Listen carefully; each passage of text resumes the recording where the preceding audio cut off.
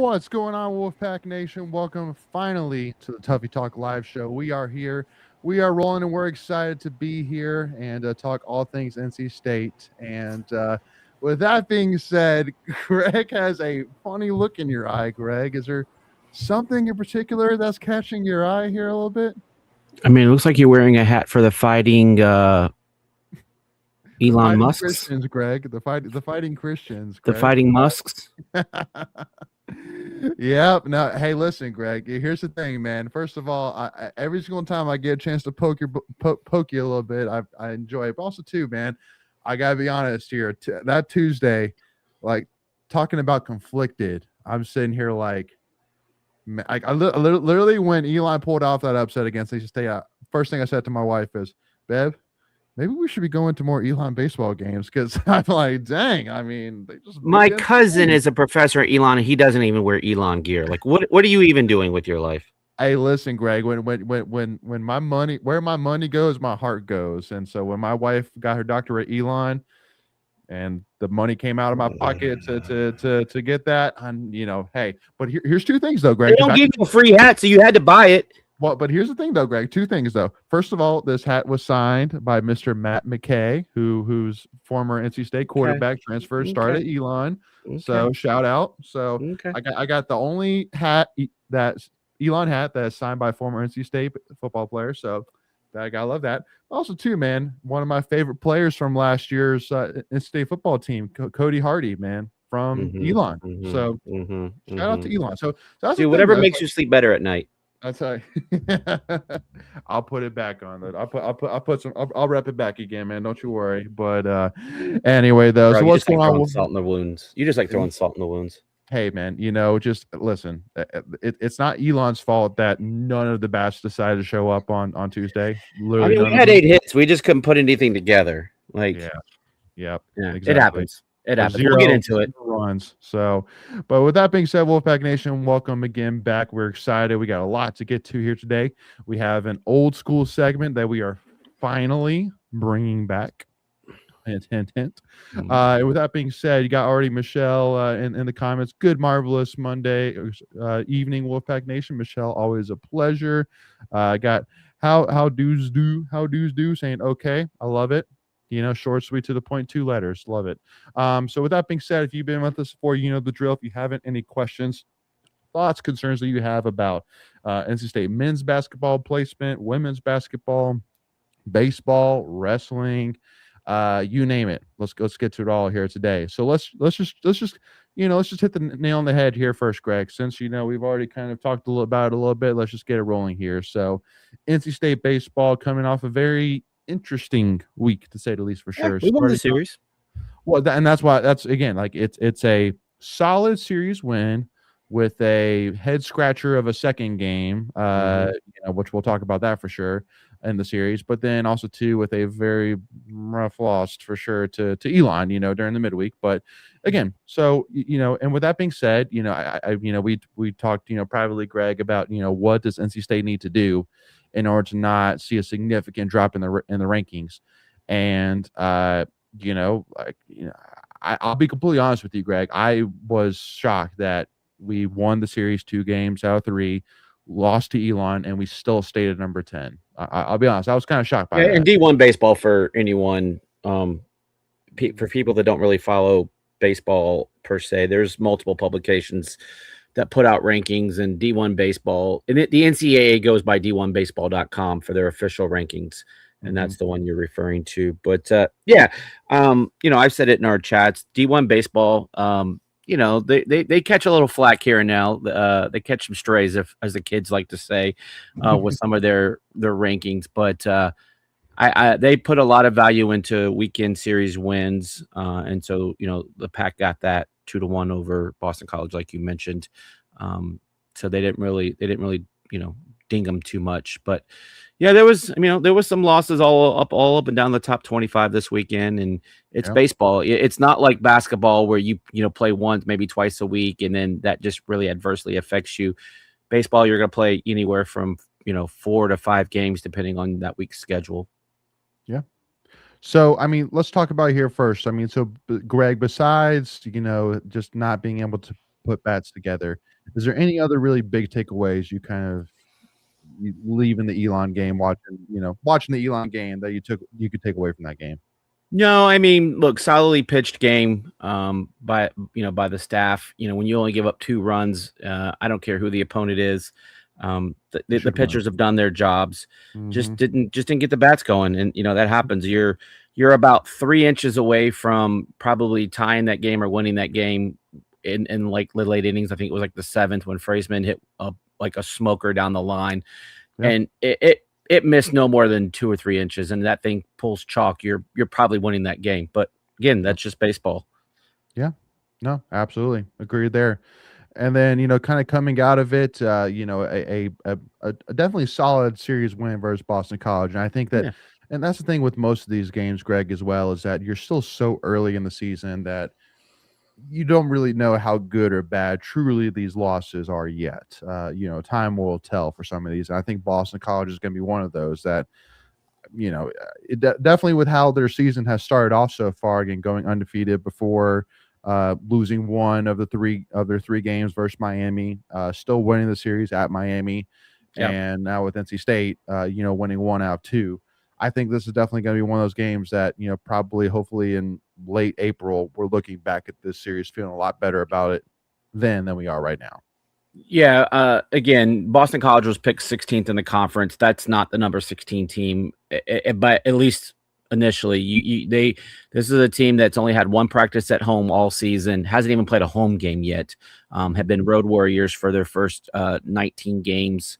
And then conversely, this weekend was the wrap up of the 18-game home series or home stand for NC State. And, win ball game on Friday 4-2, ending that game with a beautiful play by Chris McHugh. Ryan Marone was solid going out and just pitching his tail off. He improved to 3-0 on the series or on the season, excuse me. You just had a really solid ball game on Friday to get it going. Yeah. Well, and I think the biggest question coming out of it is really around game 2, around the relief pitching, Greg. I think that's most of NC State fans' concerns really right now when it comes to NC State baseball right now. And I know that from some of Avon's post-game comments, pretty much all of it was around the rotation, and kind of blamed a little bit, talking about how there was some preseason scrimmages that were canceled, things like that, opportunities to get more opportunities for these relief, this bullpen to see kind of who can step out. And I know as well with Andrews, he had to step away because of personal reasons too, as well. So that has something to do with it. So I don't know, man. Like, I think the one thing that definitely stands out so far through however many games we played so far is that Avon definitely and Chrysler are all about playing young pitchers right now and giving them shots. And I mean, there's two particular circumstances I can think of. One being Game 2 against Boston College, where that has not played so well in his favor. The other one being Coastal Carolina, I think it was, where we also put in another true freshman in and pulled him maybe 4 pitches in. So I don't know, like Greg, like give the NC State fans here, with your expertise and knowledge here about how do we feel better about our relief pitching, going forward into this upcoming week. Yeah, a couple of things here. Let me just get into, like, first off, Duden, wasn't A+ Duden, but he gave you 7 good innings, left with the lead, and you have, just 2 innings to kind of clean it up and hold down the fort to get a win. So it was a really good gutsy performance by Jacob. 7 strikeouts, did give up the 4 earned runs, but one of those runs was a damn pop up to left field that just finds its way over the wall. That thing looked like it was going to be caught all the way, and then just kind of got up in the doke stream. But look, in the 8th, you had Hemrick and Collins Black pitch. It was the epic, like, domino effect of an inning.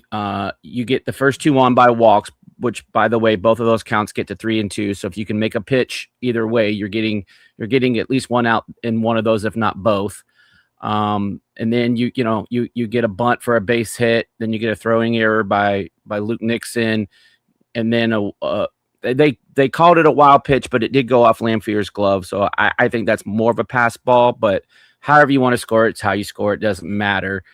And that's just the beginnings of an inning that just goes to hell in a handbasket really quick. So if you make a pitch here or there, you field a ball cleanly, you're probably out of that inning with no runs or maybe 1 at the most. And then, like I said, it just kind of spiraled after that with a triple and then a home run. And then next thing you know, it's 12-5, and the ball game is pretty much, a done deal at that point. So yes, it looks like it is a collapse by the bullpen. But again, Hemrick and Black have been very good. One thing I have noticed, they do kind of take a little bit to kind of get into their groove. And it usually takes a batter or 2 to get that. And when you each walk a guy, you're putting yourself kind of behind the 8 ball and making your defense and having to make a perfect pitch. And in today's era, that's not always the easiest thing to do. No, 100%. Couldn't agree more. And again, right now, especially in the ACC, with how tough the ACC is, any series win is a huge series win. So you definitely take Boston College, you take the series, and you move on to the next. And right now, I mean, there's blemishes for sure on this resume, but just like we've talked about, it's a long season. There's a lot of opportunities to make that Elon loss, a Lafayette loss look basically like a speck on the resume. You have that. You fully have the opportunity. Yeah, I mean, again, you're not losing your chance at hosting necessarily with any of those 3 losses. We've barely played. What are we at now? Let me just pull it up. We're not a third of the way 16-4. We're 16-4, so we're just about a third of the way. Through a quarter of the way through the season. We're gonna find out a lot about this team in the next 2 weeks. We have our first true road test of the season this week, going over to Wilmington tomorrow. Then we head down to Tallahassee, and then I think we have a Campbell game next week at home, and then down to Georgia Tech for another huge series. So you're about to play 8 ball games. Wilmington's playing really, really well over there. And then 2 teams in the ACC that are going to be NCAA qualifiers unless something wild happens. And 2 of the top, arguably, Georgia Tech, Florida State, were kind of, the 1-2 mix. So you're about to play the 2 best teams in the conference. Yep. And you're going to find out what you're made of, especially with those games on the road. Yeah. So with that being said, Wolfpack Nation, it's time to bring in a little bit of support here. And in order to do that, we got to go back way back in time to finally bringing back our Tuffy's tweets of the week. Let's do it.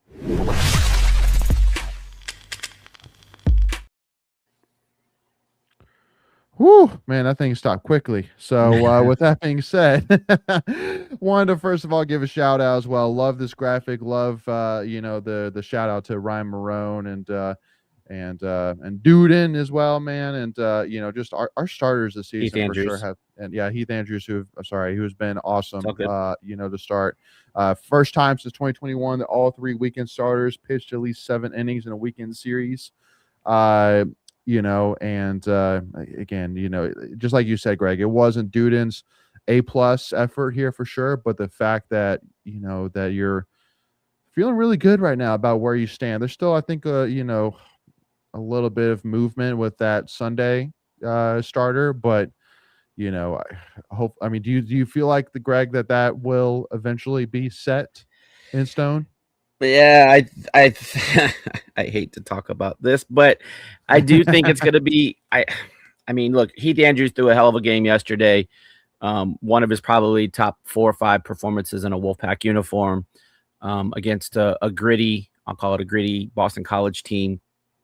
And look, you have 4 really good pitchers that can go out there and give you quality starts, and the other one being Cooper Consiglio, who recorded his first ever career save yesterday, coming out throwing 2 really, really good innings, and who had been arguably one of the best pitchers on the staff coming into the weekend. And then, for whatever reason, from what I understand, this was always the plan. For those that follow the Pac-9, Andrews was originally slated as the weekend guy, but kind of got out of a rocky start with the weather in Puerto Rico and kind of got pushed back, and Coop kind of came in and was holding down the fort.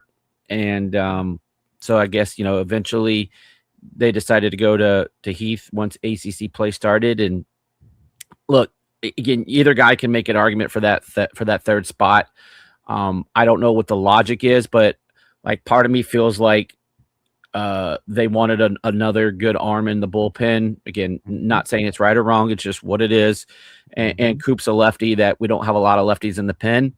And so maybe you're looking for an advantage there out of the pen from Coop being that lefty guy that can kind of give you a stretch. You have a couple of guys there with Anderson, Nance, and Coop that can kind of give you 4 innings relatively easy.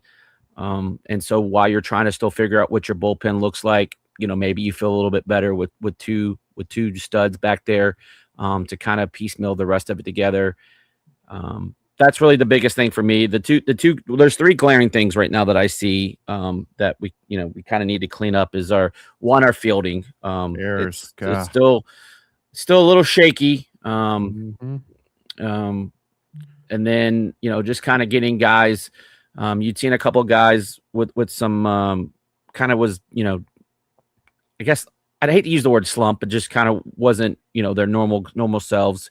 And McHugh and Head specifically, but you saw them both break out yesterday, being on base a couple of times. I went back and watched a couple of the games, and I can see why Chris McHugh was shaking his head at a couple of times, because look, the ump zones have not been good over the last couple of games. And when the ump zone is not good and you don't know the consistency of what they're calling pitches, sometimes you got to go out there and kind of go hacking a little bit just to kind of protect. And so when you can't take your normal plate approach, that does have an effect. Again, both teams have to play with the same umpire, so I'm not saying that that's a factor why we won or lost, but it does directly change your approach at the plate.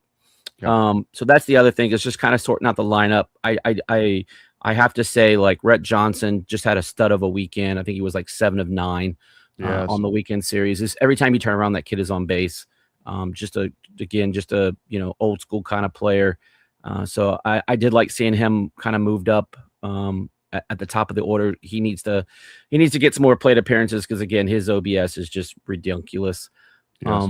So that's one thing that I would like to see, is kind of get the orders kind of sorted out. Guys just kind of start finding their groove.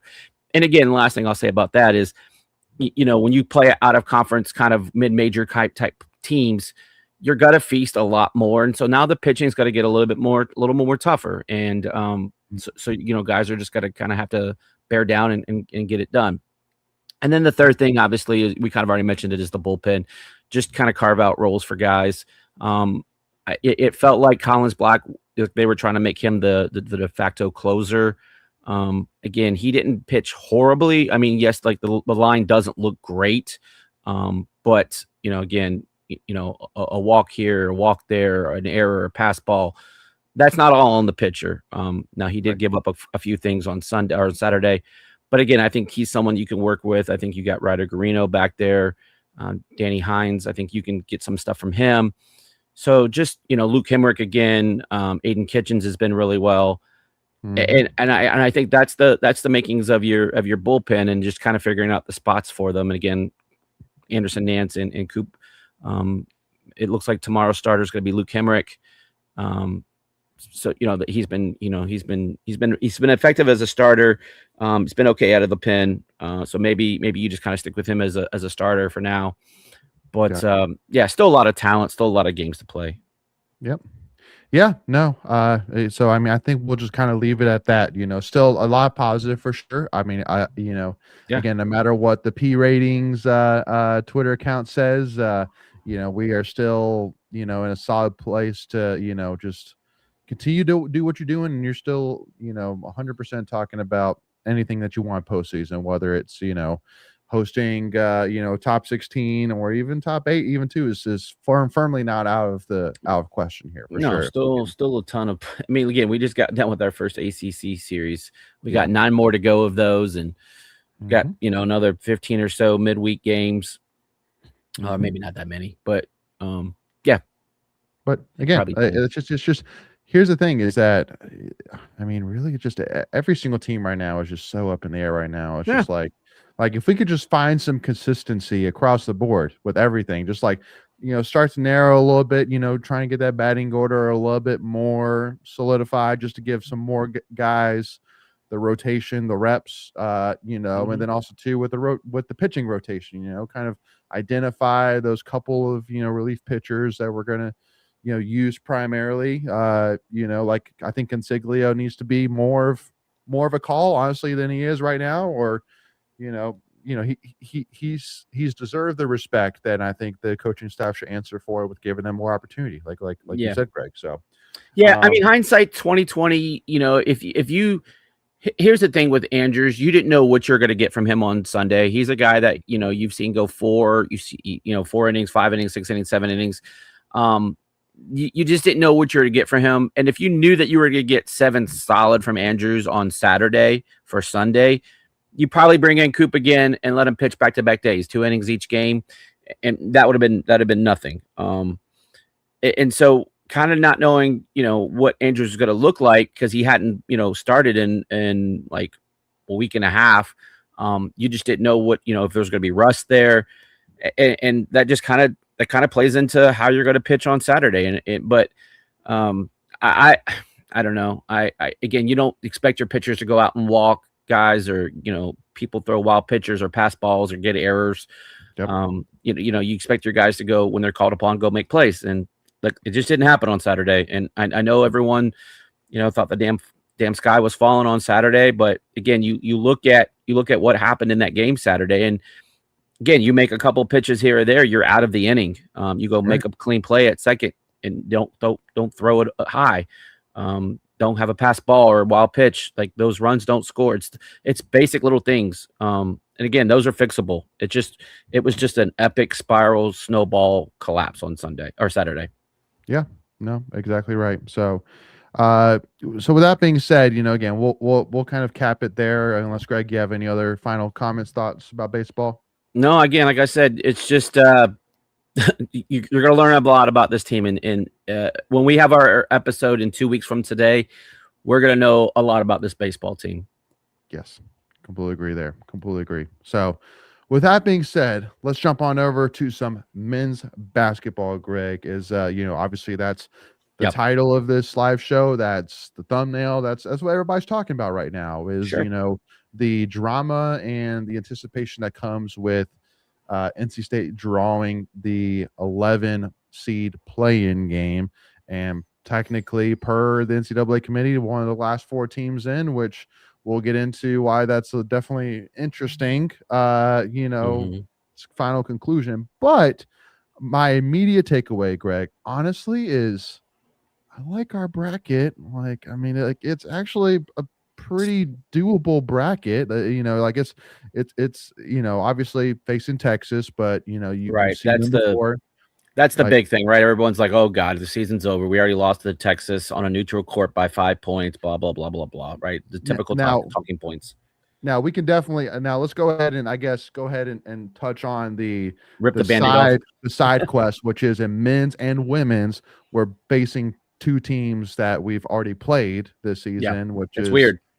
Like, again, like for excuse my French here, for lack of better words, Greg. We're up at 9 o'clock. The NCAA committee just makes shit up. They really do. Like the whole we don't want to do this. We don't want to do then don't do it. Well, yeah, exactly. But yet you do it. Like it's just like, listen, like just don't say that stuff. Like it's just how it works out. Like it's what you want to do. Like they like to paint themselves into the corner when they start talking, and it's like, and then they talk past themselves and around themselves, and it's like you're contradicting yourself. But there's definitely some points here where you can.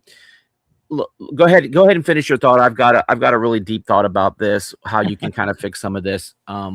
Because go ahead. I mean, just my quick thought is, I mean, basically the NCAA committee was like, well, do we want NC State to play a ACC opponent in Miami, or do we want them to play an opponent that they already played this season? So they kind of backed themselves. You meant SMU. Well, because I see what you're saying on the back end on the if you win, right? That's what you're saying. Well, because the talk was whether us or Missouri should have gotten that 10 seed, and Missouri got drawn to play Miami as the 7 seed. So well, there's a couple of things here to this. There's a really good tweet that explains this. In fact, I mean, I should have sent it to you if you were doing tweets of the week. I would have sent this to you. I was kind of surprised last time. No, bring it back finally. So no, it's all good. It's a long tweet and I'll make sure we get this posted if people haven't seen it. This account broke down all the line seeds and kind of the thought process that went behind it. To say the least, 11 seed was a freaking mess for a lot of reasons. We talked to one of the staffers on the team on Saturday at baseball, and he said that they fully expected to be in Philadelphia. And obviously that didn't happen. Well, and what does that mean for people who may not know? Because that means that we would have gotten the 10 seed in the Philadelphia part of the region. No, we would have gotten. Hold on, so I have it here. We would have gotten the 11 seed. So Philadelphia has either the 10 or the 11. We would have gotten, depending on how you looked at it, because of the way they do these now new pods all over the place. Right. The Philadelphia. The East bracket fed 7-10 or 2 and 15. But that would have been, 7-10, mostly like us at the 10, where UCLA and UCF are playing, or that would have been the 11 seed, but which is a playing game, but that would have been Tennessee versus SMU Miami, or even Greenville as an 11 seed with VCU North Carolina. And so there was a couple of other things. Even St. Louis was in play for Kentucky. That was kind of a popular opinion on some of the bet boards. But all this being said is there was too many ACC teams on the 6th line. So then that couldn't give us an 11, because the other one was South Florida, who we had better numbers against, but they were pitted against Louisville. So we couldn't have that. We couldn't be the 11 seed where VCU, even though we beat them head to head, our metrics were a lot better. But we couldn't play that game because that was against Carolina. They didn't want to put us in the SMU Miami game, because if we won against Tennessee, we would have had round 4 for Virginia. And they didn't really want to see that matchup.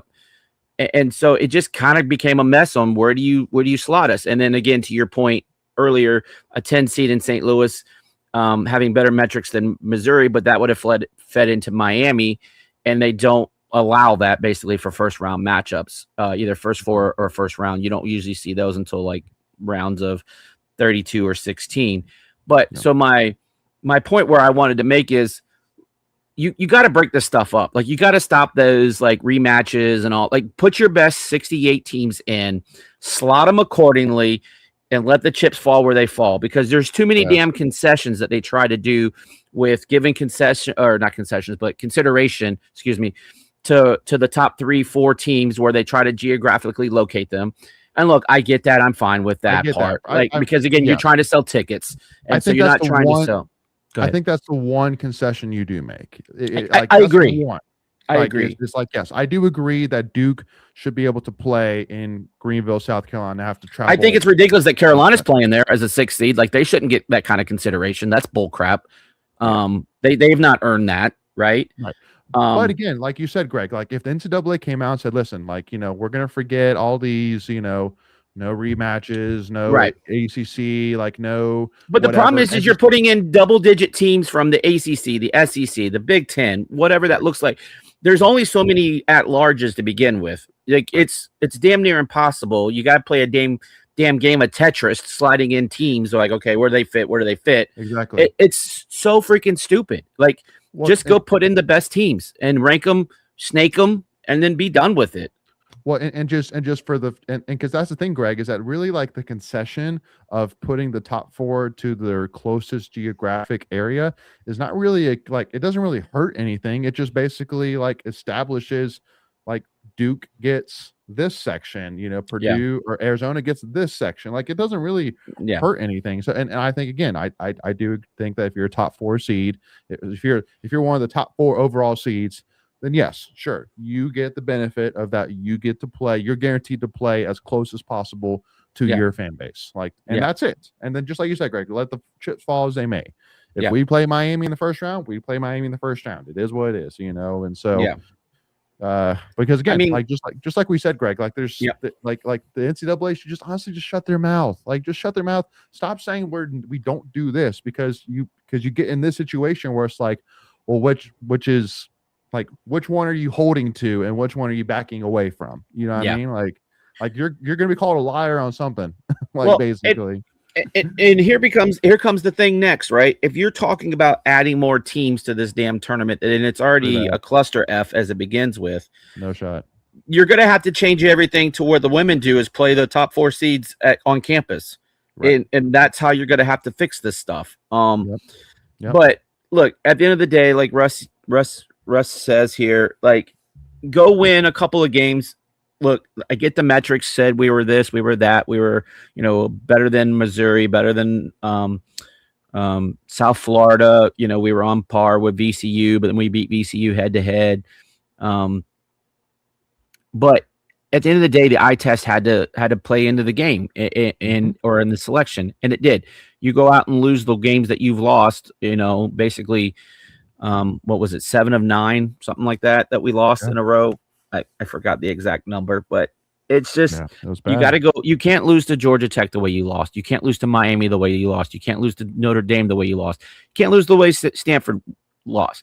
If you win if you split those 4 games, you go 2-2 in those games, you're not playing in Dayton. You're just not. Like you're probably sitting at a 9-10 seed somewhere in the bracket. And like Wade said in his availability yesterday, like, they have no one to blame but themselves. Like you can't this is like putting the game in the hands of the referees at the end of the game and you lose by 1. You essentially put your fate into the hands of the selection committee, and they did what they did. It's just all there is to say about it.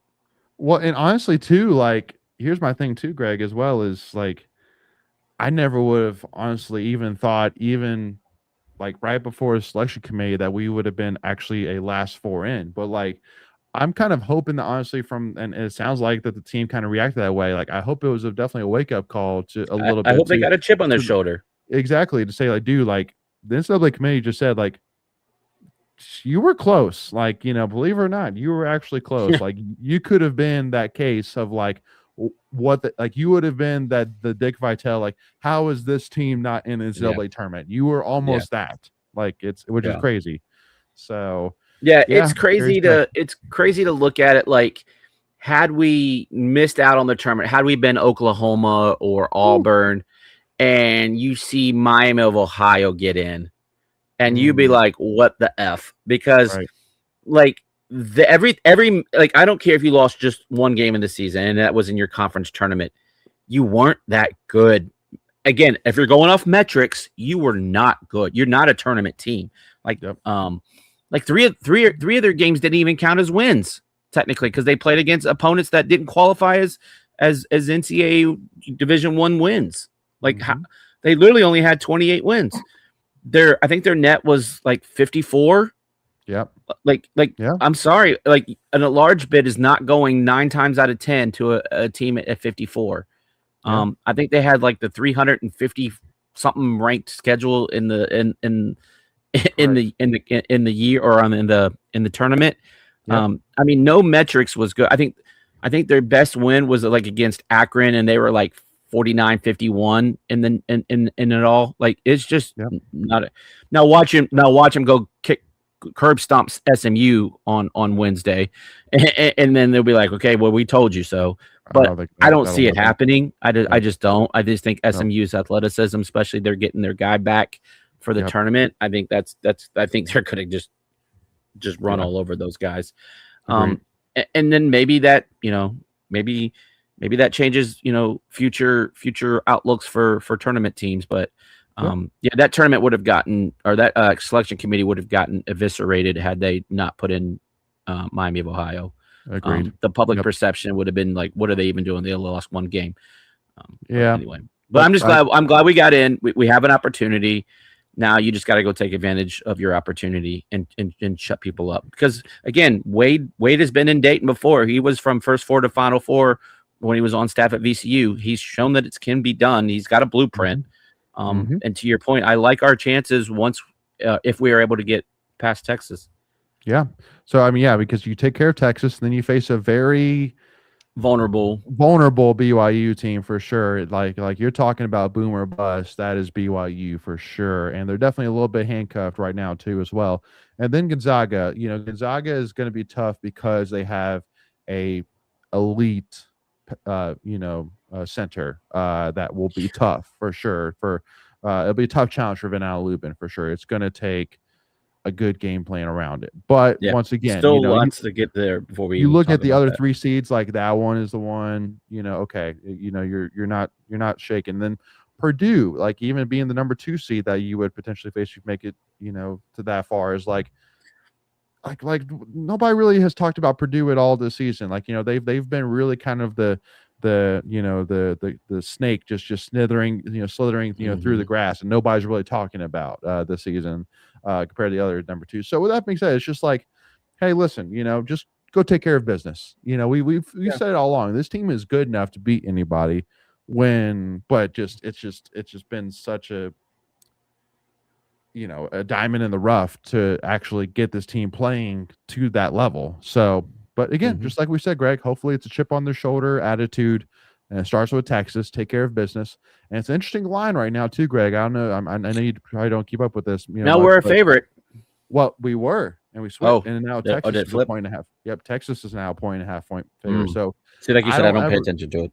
Yep. See, I don't usually like those. See, those are the movements I don't like when we're favored and then it flips to other team being favored. Yeah, but that's just a lot of that's just based on who's betting on who, and but it's just more of like, it's more of a, because I mean, at the end of the day, like, Vegas is obviously who decides, because hey, listen, if Vegas is feeling very confident that this team's going to win, but yet that 90% of bets are on the other team, sure, Vegas still might not move it because they're like, okay, you guys go ahead, bet that side. Sure. Yeah. Go ahead, please. So it's interesting that 45% of the bets have been on Texas, and yet it's flipped from us being favored by a 1.5 to Texas being favored by a 1.5. But once again, it's with this game, it really comes down to this. And here, let me switch back on over to tweet of the week here. Just be ready for late night basketball this week.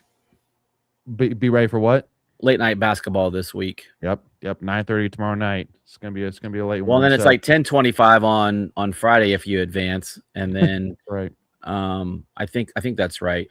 It says 7:25, but I don't know if that's our time. I thought it was 10, but anyway, regardless, keep going. Yeah. So Dick Vitale came out talking about the game, saying a key in the game tomorrow between Texas and NC State. NC State must keep Texas from going to free throw lines. They're top 5 in the nation getting to the foul line. But here's the problem: we are terrible when it comes to giving up fouls. It is not good for sure. So that definitely doesn't make me feel good.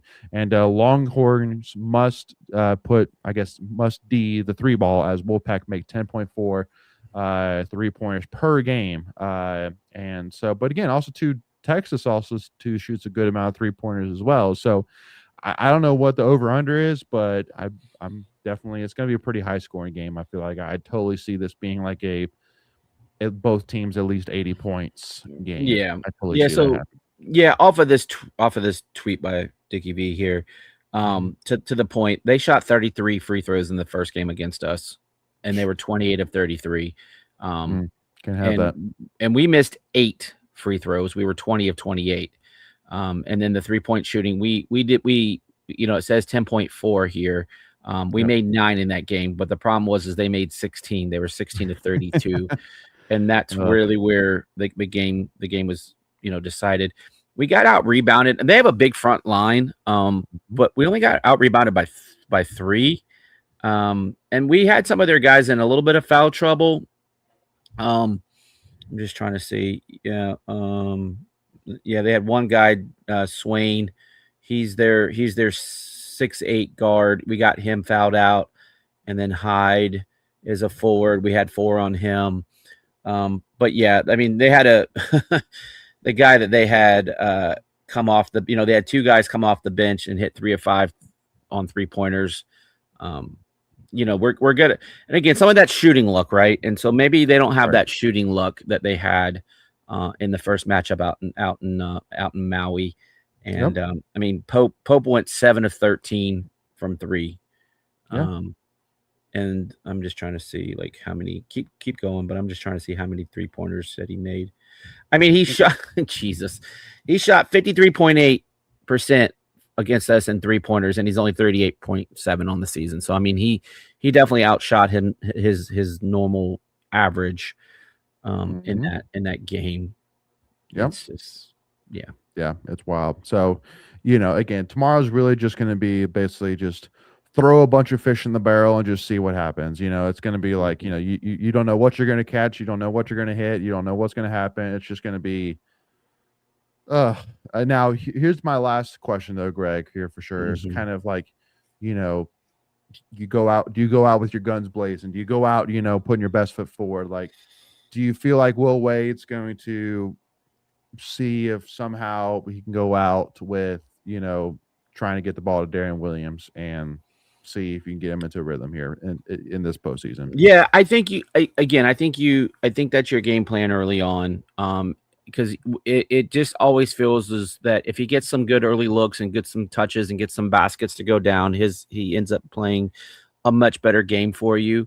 The one thing I will say is that you've got a bunch of dudes for NC State that this is their last game if they lose. And so I feel usually when you're kind of a wounded dog, you're gonna see some fight from that dog. And I think that you've got four dudes that their season or their career is done at college when the season is over. So I don't think any of those dudes are trying to end their season or their careers tomorrow night. No. Yep. Nope. I completely agree with that too. Yeah. I mean, especially Quadir Copeland, I'm looking at you, man. Like, I don't know what you're. Again, I'm definitely not going to be a proponent here of betting for sure, especially on player props. But I'm sitting here saying, listen, assist numbers I think are going to be pretty heavy from Quadir Copeland tomorrow night. So, that's really the biggest thing is we need Q to play a clean game. Like, don't force passes that aren't there. Take care of the ball. Like, I would love another one of those SMU performances where he has 16 assists and no turnovers. Yes. If you get something like that, I definitely like our odds. But just give me plus 8 to 9 on the turn. Again, I'm not saying you have 18 assists and 9 turnovers, so that's not what I'm saying. But I need him to be like plus 10 turnover to assist ratio tomorrow night. Look, Look, Darion has the ability to affect the game with his passing. I would love to see some of that. Just make the extra pass. What do you get from Paul McNeil in this game? Do you get Paul McNeil that's lighting it up from three, or do you get Paul McNeil that struggles to get shots up? In the game against Texas early, he had 20 points. That's one of his better games of the season. I just and can you play key defense? Like, can you get a stop in crunch time and or not turn the ball over if it's a tight game in the last minute or so? Because we've had a propensity to do that and kicking some of these games away. Yeah. Nope. So again, man, just hoping for the best here. It's fingers crossed. This team 100% can get the job done, and being honestly that you're facing a team where the first time around they got you. Like, I'm sitting here saying, hey. But you can have the last laugh. Yeah, I was gonna say, you get the last laugh, and you get definitely the more preferred laugh for sure. All day long. The one that really matters. The one that really matters. Let's go make it happen. Now, another tweet which I want to bring in here, Greg, and this is before we kind of jump into NC State specific women's basketball. I thought it was a very interesting synopsis here. So let me pull it back up here. But basically, this is a graph that was put together, basically showing basically on the x-axis, how much money was spent from an NIL perspective on that women's basketball team that made the NCAA tournament, and then basically on the y-axis is what seed they got as a result of it. And as you see here, Greg, I'm no math major here, but there definitely seems to be a correlation here that goes from that the less money you spend, the lower seed you got, the more money you spent, the higher seed you got. It really went almost exactly like that. Yeah. Being that your highest seeds being UConn and South Carolina spent almost $12 million NIL. Your lowest seeds spent. Well, it's not NIL exactly. I don't think it's all share, Yeah. The whole shebang. Well, I think some of that too. If I'm understanding what this means, it's their expenses, right? So I think that's travel. I think that's everything that they spend in order to run their program. Right. The money that goes into the program. Exactly. Yeah. Appreciate you clarifying that. So with that being said, do you feel like Greg, women's basketball, well, I was again. So, I mean, one question, because I haven't seen the men's version of this, but do you think, Greg, that the men's would be pretty similar to this? Yeah, there was a tweet out today that showed what state men's basketball was, and I think it was like $20 million. Was it 12 million? Yeah, 12. No, I think it was 12. I'll find it. I think it's 12. Yeah, I think it was 12. I don't think it was 20. I don't know what the hell I'm even trying to talk about. Yeah. Here's the one thing though, Greg, is that if they show that graph, there would be honestly, probably it would be a perfect correlation all the way across, but then Kentucky would just be like the outlier.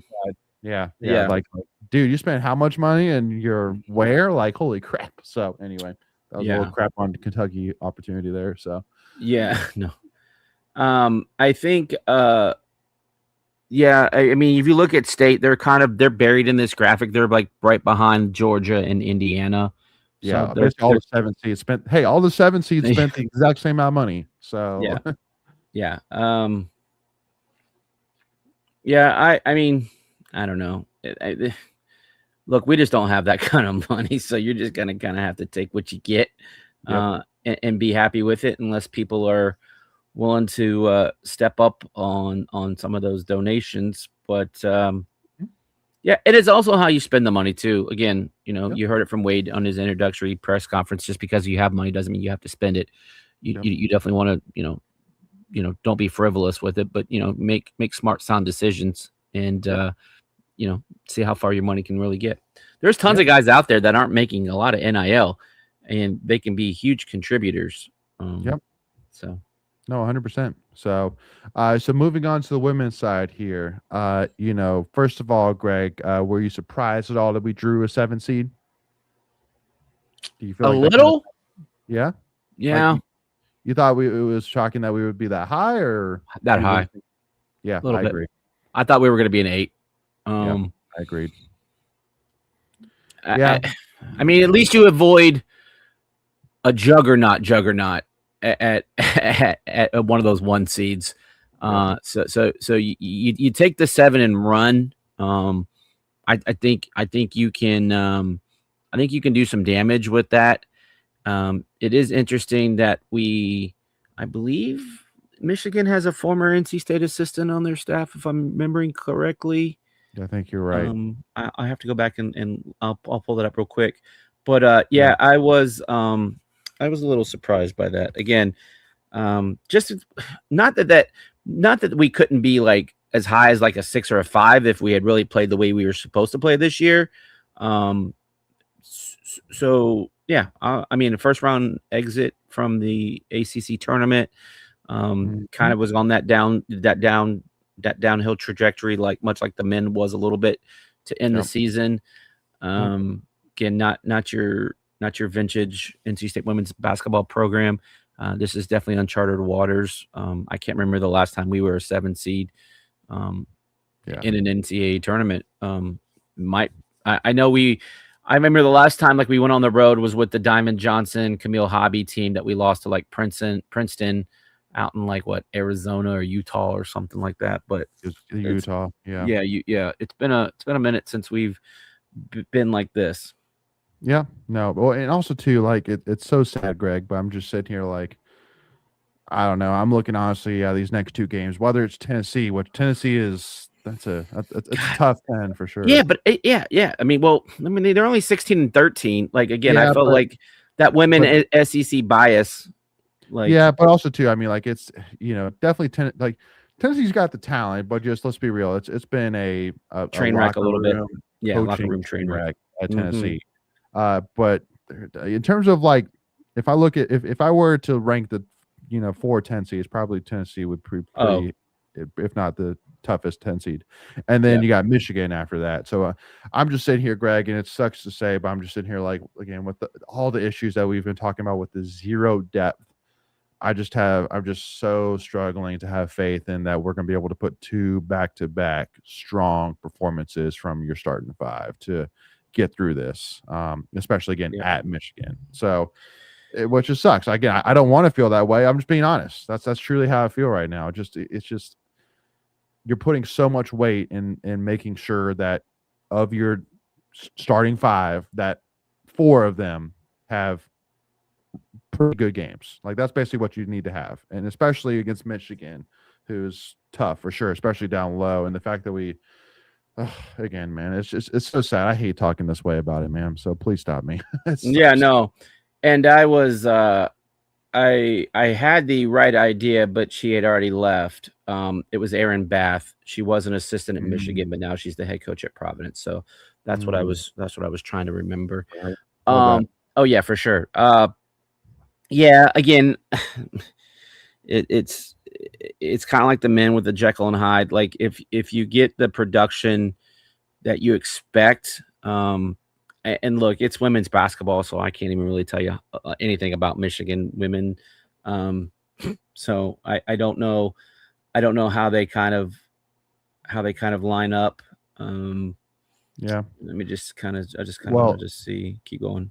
I was gonna say, I mean, like Tennessee is just it's basically the same thing. Like you basically have 2 Jekyll and Hydes playing against one another. I think Tennessee have a little bit more depth there, but also too, I think with Tennessee you're more kind of top 2 star focused, while with NC State it's more basically you have your 5 and that's it. So and in that first matchup, sorry, I didn't realize you were still talking Tennessee. So that's why I jumped to Michigan. My apologies. Because I was trying to look something up. So I apologize for only half listening. But that Tennessee test, that first game, of the season that was played in Greensboro, it was a 3-point win, but it was right down to the wire. Needed a kind of a defensive stop towards the end of the game. And we had a couple late free throws to seal it with Zam Jones. But yeah, the teams have definitely gone in kind of, different directions since then. Just kind of looking at, Tennessee finished 8-8 in the conference, 16-13 overall. Did they get like any really good solid wins? I'm just trying to see if they got anything. I mean, they got destroyed by UConn, but who doesn't? They got no, destroyed by South Carolina. Who doesn't? yeah, Um, I mean, Yep. they lost to Texas by 2, so that's quote unquote a quality loss.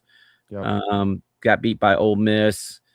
Got beat by unranked Texas A&M. They lost to Oklahoma. Like, I'm not even seeing anyone they really beat. That's kind of worth a dang. Yep. And I mean, you can kind of say the state, same for state. We had a lot of close losses early in the season. And again, that's the point, right? Like I feel like we're better tested. Mhm. But we didn't get some wins that we needed to get. But yeah, you're gonna have to take care of Cooper and Barker. They're two really good players. I'm just trying to see real quick what did the box score look like in that first game. Well, real quick, and then I'll let you get in with that box score. No, Cooper put up 23 against us. Yeah, we're gonna have to stop her. Yeah. Well, and again, it goes to the point because I think if I'm not mistaken, too, I saw a stat that I think like the history, I think like in the last 40 years, Tennessee women's basketball has never not made it to NCAA tournament. Yeah. Some crazy stat like that. So, is that bias there in the fact that they even made the tournament? Maybe, probably, Yeah, I mean, 10 seed at large is, you're basically a last four and almost borderline. Yeah, you're probably the last 6 or 7 in. Yeah. So, which is again, man, we like we could easily make this a volunteers talk and be like, can y'all just stop with the whole like making sure it's a Pat Summitt like dynasty pick and just go get the best coach you can get? Like, yeah, like it's just not good for women's basketball for Tennessee to be this bad. It's just not. No. I mean, they are a blue blood with regards to the name for women's basketball, and they definitely have not figured it out since the legendary Coach Summitt left the program. But and again, also too, hey, she was a very, very close friend for KL. So hey, listen, it's a she was a hell of a coach. I mean, there's just a hell of a coach. There's no, I mean, one of the top 4 coaches of all time, men or women. Like, it's just insane. When you talk legendary basketball coaches, it's Wooden, Auriemma, Coach K, Dean Smith, Summitt. Like, those are probably arguably the 5 best head coaches of all time. Yeah. Well, when all's said and done here, man, John Shire is hey, listen, I gotta give props to Coach K. Between the 2 blue bloods who retired, back to back. Oh, they figured it out. One coach made a hell of a pick. One coach, yeah, I mean, hasn't had the NCAA success. I mean, you can argue that he's been good in the NCAA, but hasn't broke through. But he's been to a Final Four. Been to an Elite 8. They lose to NC State in that game, but been to an Elite 8. Yeah, no, I think he's a great coach. But again, typically it's just that's a train that just keeps running. But again, a good hire does matter. I was gonna say, when you're able to pull legacy guys like the Boozer twins, like that makes life easy. Yeah. Well, yeah, I mean, hey, it was funny. I saw it was like a lineup of like if the guys had stayed. And so like going back to like the 3 years ago, like if Filipowski had stayed and he'd be a senior this year, if Cooper Flagg had stayed, if Kneppel, if the African center from last year, Cameron Boozer, like you name it, like that would be so loaded. Like, they would be like the UNLV or Fab 5 teams back in the day where just they steamroll everybody, and it's like, okay, just wake us up when we get to the Final Four, and then we'll really play. But and if you look at the UNC side, you could say, dude, you had RJ Davis, who's literally his jersey's up in the rafters, and like the probably one of the best scorers to ever play at UNC, and you did not do much with him. But anyway, let's jump back into NC State here. So, talking about the line, so interesting. It's actually very fascinating how in the men's side, NC State's underdog by 1.5, and the women's side we're favored by 1.5 over Tennessee. So I think even Vegas is basically agreeing with our synopsis, Greg. If it's even Vegas is like, I don't know. I don't know. One team's going to win and one team's going to lose. That's all I can tell you. That's basically, in my opinion, what Vegas is telling Yeah. me by that line. So Yeah. But it is interesting that, we got rematches for both of those, and they don't typically like to do those types of things. And we'll Yep. see. We'll see. I think they tip at what, 9:00 on Friday, something like 8:00, 9:00, something like that. I don't remember exactly what it was, but it's going to be a lot of sports going on this week for NC State. Yes, there is. We got baseball tomorrow, basketball tomorrow. Then Thursday, we'll see what happens if State advances, right? Because they play Tuesday and they would play Thursday. Is that right? Yeah, that's correct. Well, and here's my other thing too, Greg. I was thinking about it being like, man, like from a sports perspective, like what is like the greatest time of the year? Like, is it, late December, early January with the college football playoffs, the NFL no, because playoffs? State's never in that, so no. Is it, around mid-March where you have March Madness, you have Madness with wrestling going on, you have baseball. You got swimming. Swimming, State just sent 12 guys to the NCAA swimming championships. So like you got that going. I know that doesn't get enough love. And you got tennis being really successful right now. Yeah, Minnesota's 6-0 in the ACC right now. Yeah. 6-0 in the ACC. Again, just doesn't get a lot of press because all this other stuff that's happening. I feel like the spring sports don't really get love until the fall sports are completely done with wrestling and basketball. And then kind of people just kind of shift their focus over to, whatever else is happening.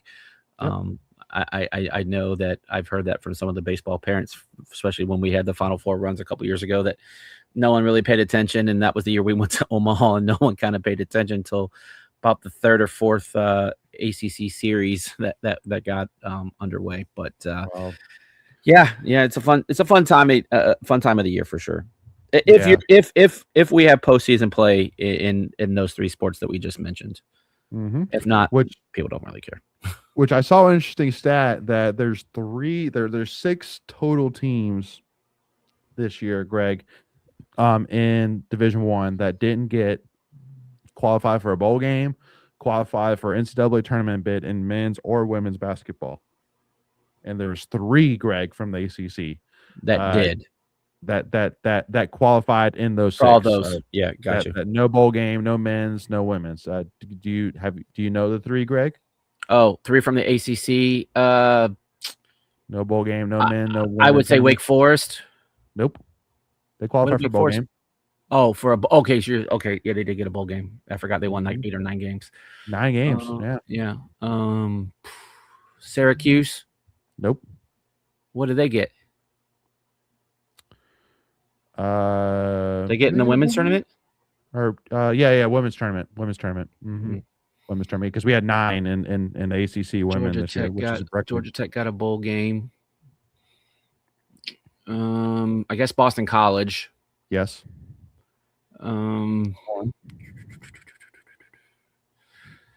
Virginia Tech. Nope. What did they get? Women's basketball. Women's basketball. Okay. Yep. Virginia definitely did. Football. Miami definitely did. They did. Duke definitely did. Carolina did. Shoot, Duke won all 3. I know. Yeah. You're naming every other team except I'm right. Notre Dame did. Oh, Pitt. Nope. No, Pitt got football. Football. Good God. This is the problem when you have so many teams, like I was talking about earlier. Yeah. All right. For the sake of the show, give me the other 2. SMU did. Damn it. This is really pissing me off now. Believe it or not, actually, both of them are kind of shocking, actually, when you think about it. So come on, you got this, Greg. One's down south. Florida State. Florida State is not good. That's the one that shocks me because they're usually exactly. They're usually pretty good. And then one is always, in terms of athletics, a blue blood. Oh, Cal. No. Nope. Cal made a bowl game. Other one. Stanford. Stanford. Wow. Yeah, that one. Exactly. And they're still new to the ACC, so I'm still trying to remember that they're part of the conference. But yeah, that's a wild one because I mean, they're always Yeah. usually top 5 in the Directors Cup. It feels like because they play like 40. No, always. I think they have Always. like 41 Division One sports teams. And they're all pretty But dang that's the good. reason why they're always in the top of the standings. So they play like every damn sport. Yep. But yeah, Well, it's and that's the funny thing is that like all 3 of those schools, like you're looking at that stat a little differently. Boston College, you're like, you know, I don't know, don't care. Hockey, men's hockey, like that's okay. You know, Yeah. Stanford, you're like, that's just a blip. You know, like we'll get it figured out. Like this is not the norm for us. Florida State, you're just seeing like the gif of like the SpongeBob brain on fire, like people running around, like, oh my god, like like that's basically FSU right now. Is like holy crap, like so the thing with Stanford, I think is interesting. I would be curious because they fund all those sports. I just don't know how much rev share in NIL they're really putting into those programs because really, if you're funding 41 sports, you're not able to rev share like everything that you probably want to rev share. And so that might be an addition by subtraction, but I just don't know if they would ever let them get away. I mean, they do everything. Like when I tell you everything, they have like fencing, they do sailing, they do women's volleyball on the beach, men's volleyball. Like they do sports. You're like, that's even a sport. Like it's crazy that the sports that they do. But I would genuinely be curious is that if they have so many that it affects, what they're able to put in to like the really big 3. Well, because also too, because between the big 3, I mean, the women's basketball definitely gets the nod with the history there. History, sure. yeah. But I mean, men's football has been decent. I mean, they've been to some Rose Bowls and stuff. Well, men's football has the players like that. I mean, yes, they had Jim Harbaugh, but again, like it was they have a history. They had John Elway, Harbaugh, Jim Plunkett, Andrew Luck. Like, I mean, I guess maybe more recent history. No. You mean Jim Harbaugh as a coach, though, not as a quarterback, because he played quarterback at Michigan. Yeah, well, they had Shaw. Shaw was a really good head coach for a long time out at Stanford. Like they were pretty successful. Again, though, here's the problem, and I'll let you get to your point. They're one of those schools that just because you're an athlete, they don't change the rules because you're an athlete. Like you still have to qualify academically. Like they're only one of a handful of schools where they don't waive that because you're an athlete. Like Virginia's that way, Duke's that way, Notre Dame's that way, and then Stanford. Like they don't play when it comes to academic just because you're an athlete. No, but here's the thing though too is like, listen, I think hiring Andrew Luck as the GM. Oh, smart. Yeah, it's smart. Like it brings publicity, like it brings like onus, to the program. Well, it brings eyes, right? And you're hoping that brings dollars, right? That's the hope. But that's the thing, though, is like, I think it's a guy that yes, like will bring interest for sure. But in terms of guys that you feel very confidently can execute, the business acumen needed to make these decisions of how to spend money. Yeah, but he's a smart dude. He went to Stanford. I mean, no. Hey, listen. I'm just sitting here like trying to figure out, if you're Stanford, like, what do you like which of these sports is going to be the sport that you invest in? Do you even invest in these sports? Because just like you said, it's going to be, I don't know. It's just going to be them like rallying up and saying we are getting behind this team, or pulling from others, which there's just no way they're going to do that. They're too proud about being all around, which I get for sure. NC State fan, I completely get and love being all around school for sure. So it's interesting. It's an interesting case scenario for sure down over there at Stanford. But again, for NC State right now, Greg, I'm gonna be honest with you, man. Looking back at this athletic year, man, it has been it's been a little weird one for sure. It's been a rough, weird one for sure. It's definitely not gone as I think NC State fans have hoped for sure. With football definitely not going as strongly as you were hoping for. Men's basketball definitely nowhere near as strongly as you're hoping for. But here's the thing though, is like all these sports in women's basketball included, wrestling is included in that. It's not that they were like, I think they actually all are on like kind of the exact same approach or exact same result, which is they weren't all god awful. They were Right. all decent, like decent seasons, but it just didn't meet expectations. With football, Right. you bring CJ, Right. you have Noah back. You definitely, we're hoping for a big step forward finally. You don't, yeah, but I feel like football kind of did end up meeting expectations because really, Well, because I think yes, we had unrealistic expectations. Like they yes. met historical expectations. But again, same thing with basketball. We had extreme expectations for men's basketball. But here's the thing: they're still going on, so you really can't put a final grade on that yet. Because if they go Not make a yet. Final Four run, They like could, that's and but go ahead.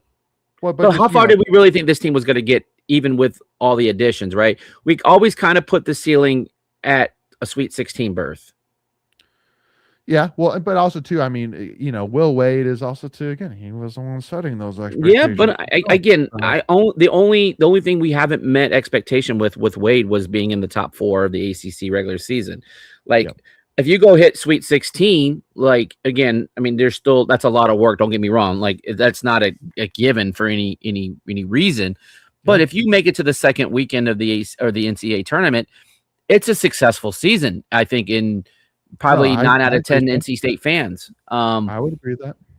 I think also if the women figure it out and get to a Sweet 16, that's probably right around expectation, though maybe people thought they could be an Elite 8 team based off of kind of the preseason hype.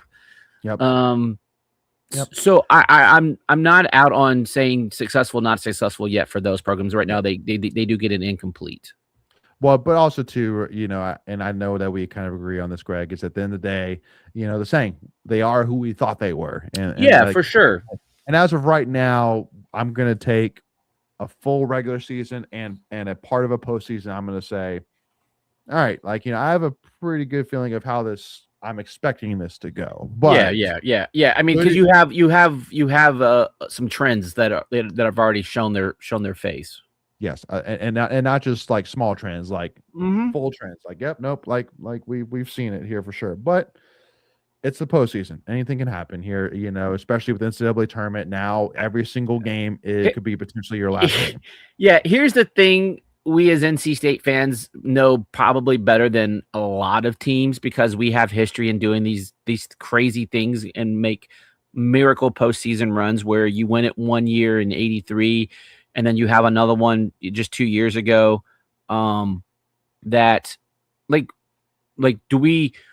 would we be shocked if it happened?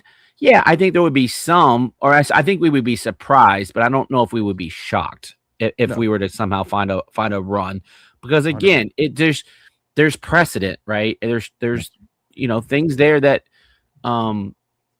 we've somehow found a way to flip switches. Again, do I expect that? No, I don't. But just to go ahead and poo-poo everything, I think that's a little unrealistic as well, because again, you never know, like I said earlier, when you got a wounded dog and how much they're going to fight back. Yep. Well, and here's the funny thing too, Greg, as well, is that it like I think I've said this for a while now, even before the 2024 run, but like the 1983 run is the best, worst thing to ever happen at NC State, because now every single time that state makes the tournament, everybody in the country looks at NC State and be like, oh, cardiac pack, y'all gonna do it, right? And now you had the 2024 run, which is just as as unprecedented as the 1983 run, and now you're really I would say it was more unprecedented, to be honest with you. Yeah, because the 83 team was really good if it wasn't for Witt's broken injury. foot. That was a quality team. The only difference is the what kind of changes a little bit is because the field was much smaller back then. Yep. That kind of changes it, and the fashion that they whether they were or weren't in. There's always been speculation about that, but there was, the season was done unless you won the ACC in 24, and Keats was 99% going to be fired at the end of that ACC tournament had they not won it. And then he, I don't know if he would have even, I mean, he probably would have still had another year if they lost in the first round of the NCAA tournament, but who knows how that would have played out. It would have looked bad, but Disgusting. yeah, but you saw how the next season turned out, so it wouldn't have been completely shocking. Yeah. Yeah. No. So again, so now even more, like I saw a graphic where it was like basically like had like all the teams broken down to like national title contenders, Sweet 16 contenders, and then it basically had like teams that are gonna pull TV eyes, and it has like UNC, Gonzaga, in there, and it has NC State in there, like it's gonna pull eyes, and then the fourth tier is like teams that barely got in, but just happy to be there. Auburn. Yeah, well, and it would still beat Auburn. Like, I thought that was hilarious. So yeah. Again, I mean, man. look, some people are talking about State still for this thing. Like again, like you kind of mentioned it. It's not a crazy bracket considering BYU's injury. That guy, he averages 18 points. He's their third leading scorer, plays a significant role. So if you get past Duke, like, okay, Gonzaga has been okay, but they have a history of like choking in the NCAA tournament. It's not like not possible. Has Gonzaga won a national championship? Did they win one? Yes. I They think they did like beat about Carolina on the shot, right? No, it was Villanova. I don't know if they've won one. But again, they've been good. But you never know how good that team really is because of the conference they play in. Right. And again, it's when you get to the NCAA tournament, there's bracket luck involved. There's all kinds of things in there that that just kind of become a thing, right? Where you end up playing. I will say that the draw sucks from a NC State fan perspective. Trying to get there, it's all the way across the country. It's not drivable. It's not anything. In fact, if State were to make it to the Sweet 16, it's still out on the West Coast. Though it's not bad. We did okay in '83 being out in the West Coast. It worked out for us. So that kind of sucks. Like if it had been Philly, even St. Louis. St. Louis is pretty easy to get to from an airplane perspective. Portland sucks to get to. Like it sucks. You're not getting a direct flight out there from Raleigh or pretty much anything on the East Coast. You're gonna have to transfer. I think the next round is in like San Diego. Is that right? Do you know? Yeah, no, it's all out West Coast. Basically. Yeah, and then where is it this year? Indianapolis? Where is it at this year? I don't even know. Oh, that's Final not bad. Four? Yeah. That's all I remember was when we went to the Final Four in 2024, how like they announced the next 4 sites and like literally all of them were either Phoenix or further west. And it might be Dallas this year, or was that last year? That was last year. Yeah. I believe. Yeah, I don't even know. Where is it at? Again, hey, listen. It's in Lucas Oil. Yeah, I was right. It's it's Indianapolis. Yeah. Yep. Which that's a cool spot for it for sure. Yeah. So that's So hey, would love to go there. Never been to Indianapolis. I've been to Indiana one time. And that was for the Notre Dame football game in 2017. So no, exactly. So women are in Phoenix, but they're not at the same stadium that the Final Four Farm Stadium. I think it would be awesome if they could just co-locate that thing, man. Like men and women.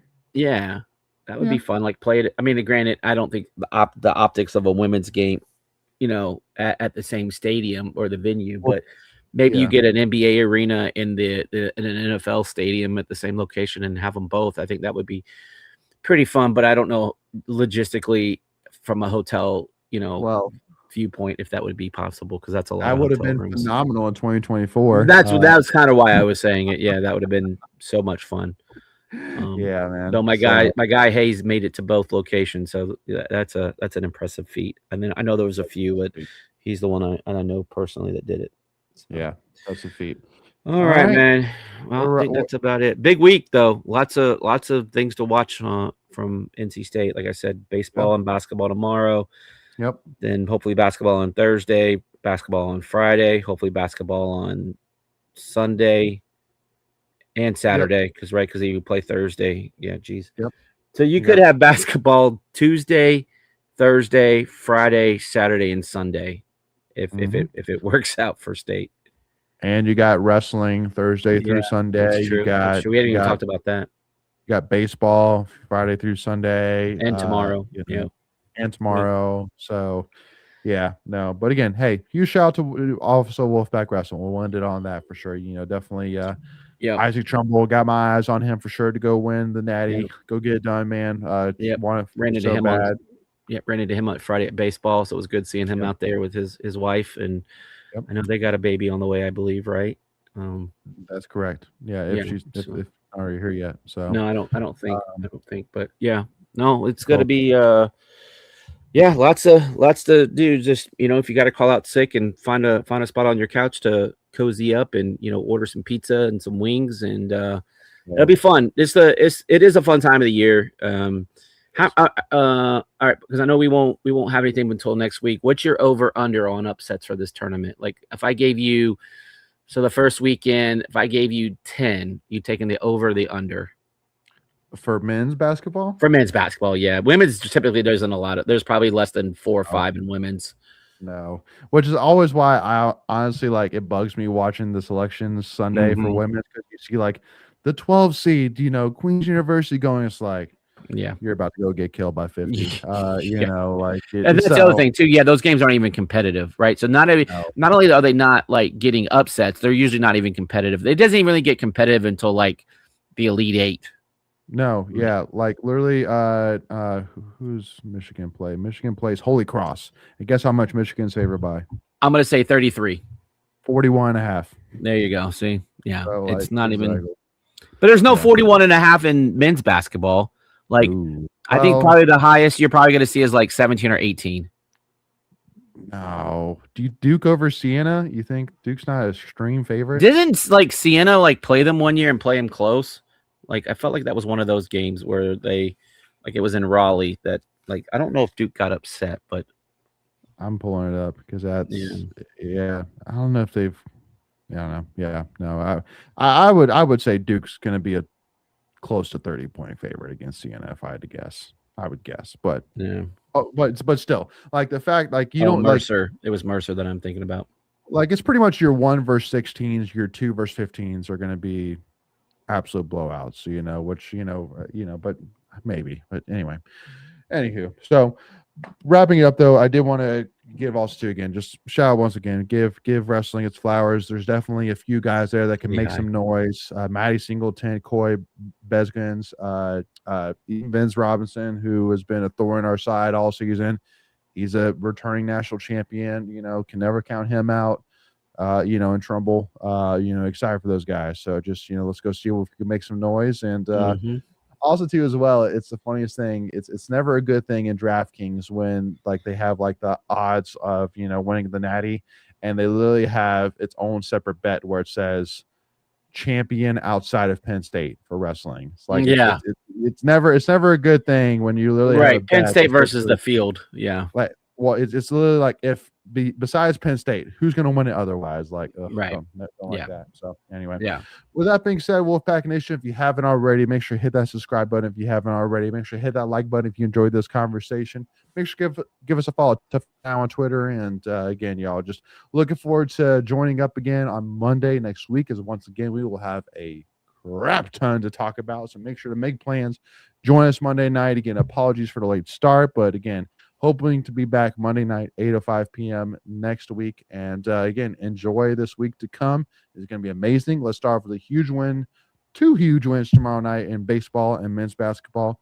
And let's get these things done. So with that being said, Wolfpack Nation, go Pack and beat Texas and beat the Seahawks.